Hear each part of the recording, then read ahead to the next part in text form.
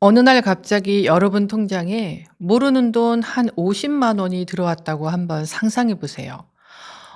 웬 횡재지? 오늘 운 좋은 날인가? 이렇게 생각하실 수도 있겠죠. 하지만 이게 과연 행운일까요? 어이없게도 이건 웬만한 불운을 뛰어넘는 재앙의 시작일 수 있습니다. 오늘은 최근 보이스피싱보다 훨씬 더 교묘하고 악랄해서 한번 걸리면 그야말로 일상이 그냥 마비돼 버리는 신종 사기에 대한 이야기입니다. 바로 통장 묵기라고 불리는 범죄인데요. 먼저 통장 묵기가 뭐냐면요. 사기꾼이 아무 관계도 없는 제3자의 계좌에 일부러 돈을 입금한 뒤 은행에 "저 보이스피싱 당해서 저 계좌로 돈을 보냈어요."라고 거짓 신고를 해서 그 사람의 계좌를 강제로 동결시키는 신종 사기 수법입니다. 쉽게 말해서 내가 아무 잘못도 안 했는데 갑자기 사기범의 공범으로 의심받게 되고 내 돈을 내 마음대로 쓸 수 없게 되는 겁니다. 통장 협박, 핑돈 사기라고도 불리는데요. 이 사기가 정말 무서운 이유는 단순히 돈을 빼가는 수준이 아니라는 점입니다. 우리의 생활비, 사업자금, 월급 통장 등 금융생활 전체를 인질로 잡아버리는 방식이라 더 치명적인데요. 더 충격적인 건 이 사기가 무슨 대단한 해킹 기술이 필요한 게 아니라는 점입니다. 그냥 우리 계좌번호 하나만 알면 누구든 표적이 될 수 있다는 겁니다. 자영업자처럼 계좌번호가 공개되어 있는 분들은 특히 더 위험합니다. 실제로 2023년부터 이 피해가 급증하기 시작했고 2026년 현재 피해 사례가 전국적으로 속출하고 있습니다. 보도에 따르면 K뱅크 한 곳에서만 2023년에 약 1,300건의 사기 이용 계좌 신고가 접수됐을 정도입니다. 먼저 도대체 어떻게 이런 일이 가능한 건지 그 근본적인 원리부터 짚어봐야 하는데요. 대부분 여기서부터 고개를 갸우뚱하시거든요. 아니, 내 돈을 내 맘대로 못 쓴다는 게 말이 되냐는 거죠. 정말 이해가 안 되는 부분인데요. 그냥 누가 내 통장에 돈 보냈다고 신고만 하면 은행이 사실 확인도 제대로 안 하고 계좌를 막아버리기 때문입니다. 이건 시스템에 너무 큰 구멍이 있는 거 아닌가 싶습니다. 그런데 바로 그 구멍처럼 보이는 부분이 역설적으로 원래는 피해자를 보호하기 위한 방패였습니다. 우리나라에는 전기통신금융사기특별법이라는 게 있는데요. 정식 명칭은 통신사기 피해 환급법입니다. 보이스피싱 피해자가 생겼을 때 사기범이 돈을 빼가기 전에 최대한 빨리 그 계좌를 막아버려서 피해를 막자는 취지의 법이죠. 그러니까 신속한 피해자 구제가 최우선 목표인 법인 셈인데요. 하루에도 수만 건의 금융사기 시도가 벌어지는 상황에서 은행 입장에서는 선조치, 후확인 원칙으로 움직일 수밖에 없는 겁니다. 그래서 일단 돈이 인출되지 않도록 막고 보는 거예요. 그리고 나서 진위 여부를 따지는 거죠. 돈이 인출된 후에는 되찾기가 거의 불가능하니까요.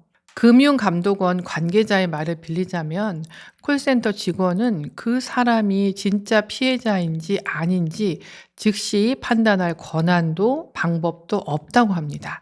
그저 매뉴얼에 따라서 일단 계좌를 동결시키는 것이 최우선 조치가 되는 거죠. 그런데 사기꾼들은 바로 이 속도전을 역이용하는 겁니다. 기술을 공격하는 게 아니라 신속한 보호라는 그 시스템의 선한 의지, 그 신뢰 자체를 무기로 삼는 거라고 보면 됩니다. 그럼 그 무기를 휘두르는 구체적인 순서, 그러니까 피해자 입장에서 겪게 될 그 끔찍한 시나리오를 한번 그대로 따라가 보겠습니다. 이건 크게 4단계로 진행되는데요. 첫 번째 단계는 미끼 입금입니다. 어느 날 갑자기 제 통장에 모르는 이름으로 돈이 쏙 들어옵니다. 금액은 보통 10만 원에서 100만 원 사이, 그 정도 소액인 경우가 많습니다. 왜 이 정도 금액일까요? 너무 큰 돈이면 받는 사람이 바로 은행에 신고할 테고, 또 너무 적으면 아예 눈치채지 못할 수 있기 때문인데요. 이게 뭐지 하면서도 잠시 방심하게 만드는 그런 적절한 금액으로 미끼를 던지는 겁니다. 누가 '돈 잘못 보냈나 보다.' 하고 넘어가게 만들려는 의도도 있고요. 실제 피해자들의 증언을 보면 입금자 명에 PU733이나 QPP83 같은 이상한 문자열이 적혀 있는 경우가 많았습니다. 이건 텔레그램 아이디로 나중에 협박 연락을 하기 위한 장치인 거죠. 그렇게 어리둥절하고 있는 사이에 바로 두 번째 단계인 거짓 신고가 이어지는데요. 돈을 보낸 그 사기꾼이 혹은 사기꾼에게 속아서 돈을 보낸 진짜 보이스피싱 피해자가 은행에 전화합니다. "제가 방금 사기를 당해서 그 계좌로 돈을 보냈습니다. 빨리 지급 정지해 주세요." 바로 그 순간입니다. 콜센터 직원은 법에 따라 즉시 해당 계좌를 동결시킵니다. 그게 바로 세 번째 단계 지급 정지입니다. 신고가 접수되는 순간 본인의 의사와는 아무 상관없이 모든 입출금 거래가 막혀 버립니다. 체크카드, ATM 인출, 인터넷 뱅킹까지 전부 다 막힙니다. 그리고 모든 것이 완벽하게 준비된 그 순간 진짜 목적을 드러내는 마지막 네 번째 단계, 바로 협박이 시작됩니다.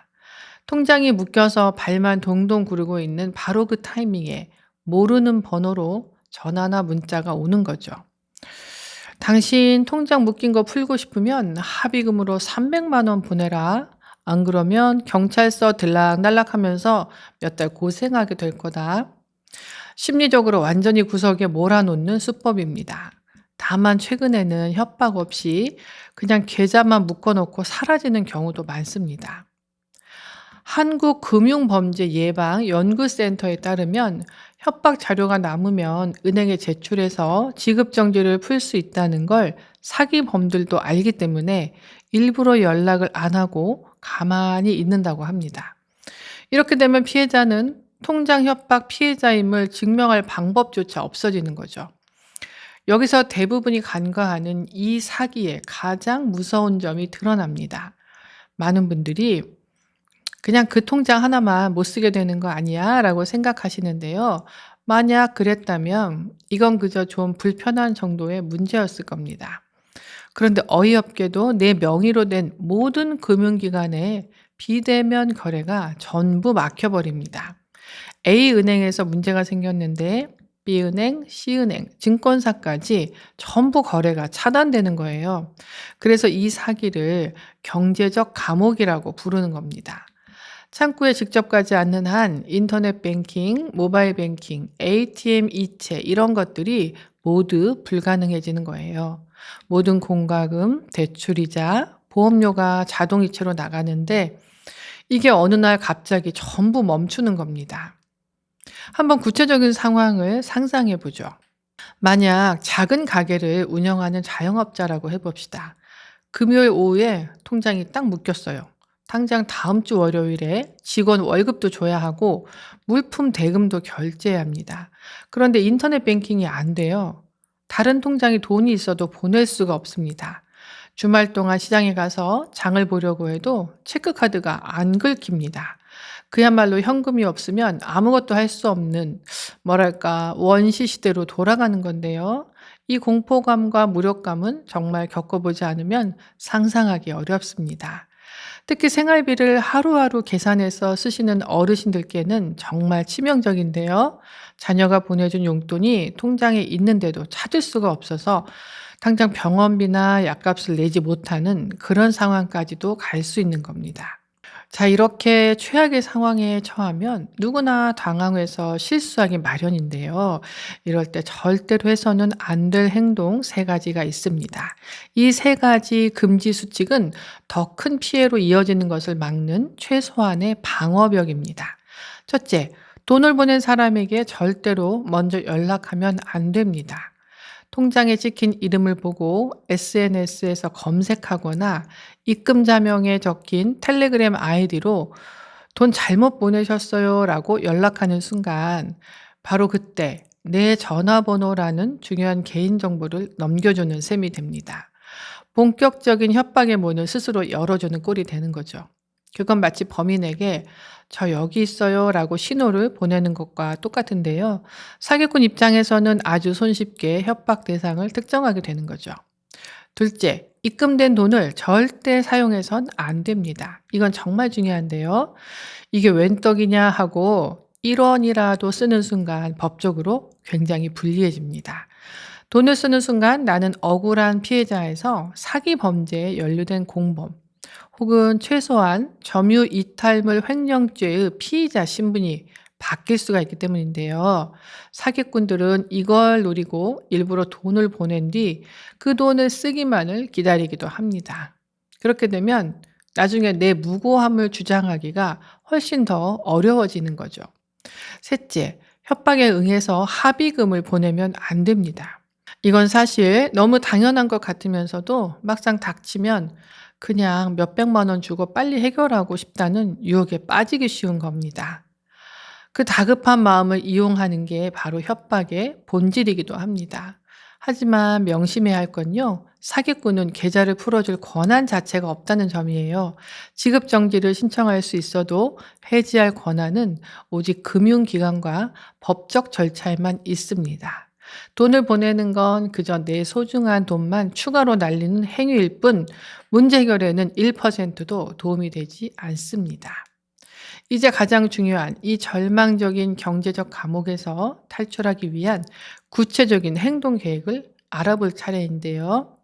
수동적으로 기다려서는 절대 안 되고요. 내가 얼마나 억울한지, 내가 진짜 피해자라는 사실을 시스템에 증명하기 위해 능동적으로 움직여야만 이 감옥에서 빠져나올 수 있습니다. 그럼 첫 번째 행동은 무엇인가요? 경찰서에 먼저 달려가야 할까요? 의외로 첫 단계는 경찰서가 아니라 은행입니다. 돈이 입금된 바로 그 은행에 먼저 전화하는 건데요. 그리고 이렇게 말하는 겁니다. 제 계좌에 출처를 알 수 없는 돈이 입금되었습니다. 송금인에게 반환하고 싶으니 절차를 알려주십시오. 이렇게 하면 내가 이 돈을 가로챌 의사가 전혀 없는 선량한 시민이라는 공식적인 기록이 남게 됩니다. 일종의 알리바이를 만드는 겁니다. 나는 이 돈에 욕심이 없다는 걸 시스템에 공식적으로 선언하는 행위라고 생각하시면 됩니다. 앞으로 이어질 모든 절차에서 나의 무고함을 증명하는 첫 번째 증거가 되는 셈이죠. 이때 중요한 팁이 있습니다. 전화 상담만 하지 말고 가능하다면 은행 영업점을 직접 방문하세요. 같은 은행이라도 콜센터와 영업점 창구의 대응이 다른 경우가 많습니다. 은행에 연락을 하고 난 다음에는 경찰서로 가야 합니다. 민원실에 가서 사건 사고 사실 확인원이라는 서류를 발급받아야 하는데요. 이러이러한 경위로 내 계좌가 지급 정지되었고 나는 이 사기 혐의와 전혀 무관하다는 사실을 경찰을 통해 확인받는 절차입니다. 이건 범인을 잡아달라고 신고하는 것과는 조금 다른데요. 내 무고함을 증명할 공식 문서를 확보하는 게 목적이라고 할 수 있습니다. 이 사건 사고 사실 확인원이라는 게 정말 중요한데요. 이 서류는 사기꾼의 일방적인 거짓 신고를 무력화시키는 유일한 공식 무기가 되는 겁니다. 처음에는 사기꾼의 주장만 있었지만 이제 국가기관이 발급한 객관적인 증명서가 내 손에 들려 있는 거죠. 이걸로 진짜와 가짜 피해자의 위치를 뒤바꿀 수 있는 힘이 생깁니다. 세 번째 단계는 다시 그 은행으로 갑니다. 경찰서에서 발급받은 서류를 가지고 은행 창구에 가서 지급 정지에 대한 이의 제기를 정식으로 신청해야 합니다. 난 억울하다. 사기꾼이 아니다.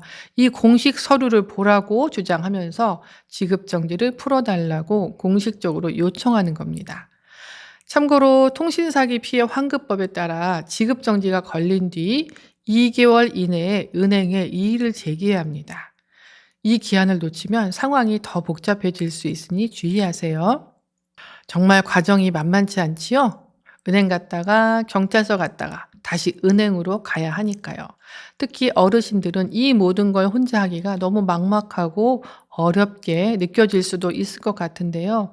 그래서 마지막 네 번째 행동 계획이 있습니다. 이 모든 과정에서 도움이 필요하거나 추가적인 상담이 필요할 경우 주저하지 말고 금융감독원 콜센터인 1332에 전화하는 겁니다. 이곳은 이런 금융사기 대응에 대한 전문적인 노하우가 집약된 곳인데요. 현재 내 상황에 맞는 가장 정확하고 신속한 조언을 얻을 수 있습니다. 혼자 끙끙 앓는 것보다 전문가의 도움을 받는 것이 훨씬 현명합니다. 다행히 금융권에서도 이 문제의 심각성을 인식하고 대응책을 마련하고 있습니다. K뱅크는 2024년 금융권 최초로 통장 묶기 즉시 해제 제도를 도입했습니다. 지급 정지된 고객이 이의를 제기하면 인공지능 기반 시스템이 금융거래 패턴을 분석해서 범죄 혐의점이 없다고 판단되면 신고 금액만 남기고 나머지는 즉시 풀어주는 방식입니다.